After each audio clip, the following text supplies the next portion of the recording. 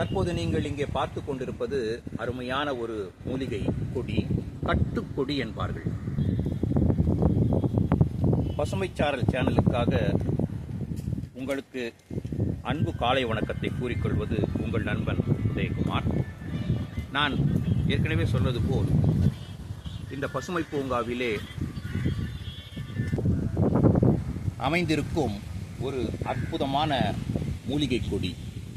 இதை பற்றி நிறைய பேர் கேள்விப்பட்டிருப்பார்கள்.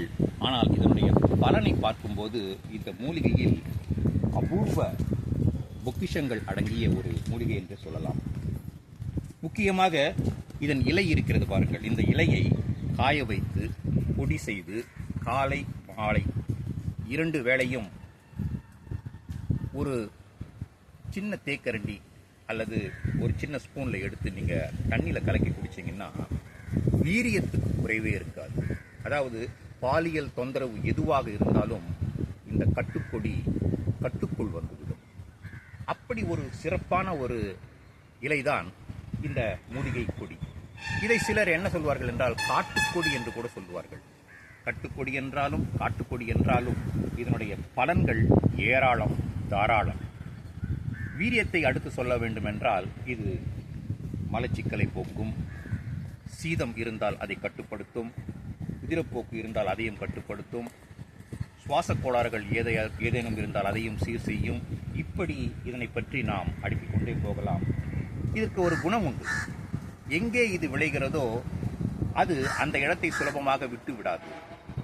பற்றி படர்ந்து பெரிதாகும் வரை அங்கே ஒரு முகாமே போட்டுவிடும் என்று கூட நமது மொழியில் சொல்லலாம். அத்துணை சிறப்பு வாய்ந்தது. நீங்கள் ரொம்ப மெனக்கெட வேண்டாம் இதை வளர்க்கறதுக்கு. இதை வளர்க்கறது என்னன்னா சும்மா அப்படி இருந்துன்னா இதுவே தானாகவே. இப்போ பாருங்க, உதாரணத்துக்கு இது வேப்ப மரம். வேப்ப மரத்தை ஒரு சப்போட்டா எடுத்துக்கிட்டு இது வளர்ந்துருக்கு. அதே மாதிரி அங்கே பாருங்க, அது சப்போட்டா எடுத்துகிட்டு வளர்ந்துருக்கு. இப்படி இது என்னன்னு கேட்டிங்கன்னா யாரையாவது உடனே நம்பி உடனே ஒரு கொடியாக ஃபார்ம் ஆகிடும். அதனால் இதை நாங்கள் விளைவிக்கிறதுக்கு ரொம்ப ஈஸி.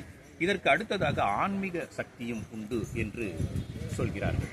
இதை நீங்கள் இப்போது நான் எடுத்திருக்கிற பாருங்கள். இதை கொண்டு போய் பூஜை அறையில் வைத்தால் இதற்கென்று தனி பாசிட்டிவ் வைப்ரேஷன் சொல்லுவாங்க பார்த்தீங்களா, அப்படி ஒரு ஆன்மீக சக்தியும் உள்ளது.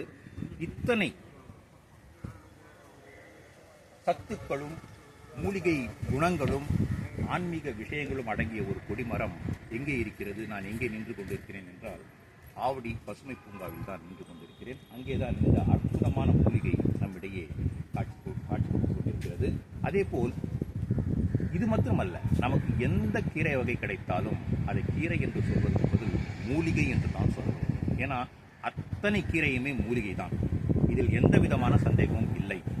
அடுத்து ஒரு சின்ன சந்தேகம் எல்லாருக்குமே இருக்கும். இதை கீரை இதுன்னு இல்லை, எந்த கீரையும் நைட்டில் சாப்பிடக்கூடாது, சாப்பிட்டா ஒரு அஜீரண கோளாறு வரும் அப்படிலாம் சொல்லிட்டு இருக்காங்க பார்த்தீங்களா. அதெல்லாம் முற்றிலும் நீங்கள் நம்பக்கூடிய விஷயம் அல்ல. ஏன்னா இப்போ இந்த கொடி எடுத்தாலும் எந்த கீரை எடுத்தாலும் உங்களுக்கு இருக்கக்கூடியது ஃபைபர் அப்படின்னு ஆங்கிலத்தில் சொல்லுவாங்க. அதை தமிழை நார்ச்சத்துன்னு சொல்லுவோம். இந்த நார்ச்சத்து நமக்கு ஜீரணம் ஆகாது. இதை நீங்கள் ராத்திரி ஒரு 8 மணிக்கு மேலே சாப்பிடும்போது என்ன ஆகுன்னு கேட்டிங்கன்னா அந்த நார்ச்சத்துலாம் அப்படியே மேலே தங்கும். அப்போ அது ஜீரண சக்திக்கு தடை போடும். அதனால் மறுநாள் நமக்கு சில பிரச்சனைகள் வரலாம். அதனால் ஒட்டுமொத்தமாக கீரையே நல்லதல்ல, இதை இரவில் உண்டால் இது நல்லது செய்யாது என்று ஒட்டுமொத்தமாக நீங்கள் முத்திரை கொடுத்து விட முடியாது. அதனால் அப்படி சாப்பிட வேண்டும் என்றால் நீங்கள் எவ்வளவுக்கு எவ்வளவு சீக்கிரம் சாப்பிட வேண்டுமோ அவ்வளவு சீக்கிரம் சாப்பிட்டு கொடுத்து விடுங்கள். அப்படி இல்லை என்றால் வழக்கப்படுத்திக் கொள்ளுங்கள்.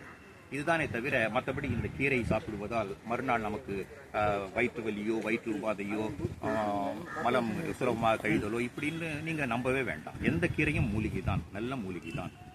இந்த செய்தி சிதறலோடு உங்களிடமிருந்து ஒளிப்பதிவாளர் நீலகண்டனுடன் விடைபெறுகிறேன். நன்றி, வணக்கம். அதேபோல் இந்த நிகழ்ச்சியை உங்களுக்கு வழங்கி கொண்டிருப்பவர்கள் பிர்லா ஹேர் ஸ்டைலிஸ்ட். அடுத்து உங்ககிட்ட நான் ஒரு சின்ன கோரிக்கை என்ன வைக்கணும்னு கேட்டிங்கன்னா, இந்த பசுமைச்சாரல் சேனலை உதயகுமார் என்ற நானும் நீலகண்டன் அவர்களும் நடத்தி கொண்டிருக்கிறோம். இதை நீங்கள் என்ன பண்ணுங்கள், டெய்லி பார்க்கறதோடு நிற்காமல் சப்ஸ்கிரைப் பண்ணுங்கள், லைக் பண்ணுங்கள், ஷேர் பண்ணுங்கள். நன்றி.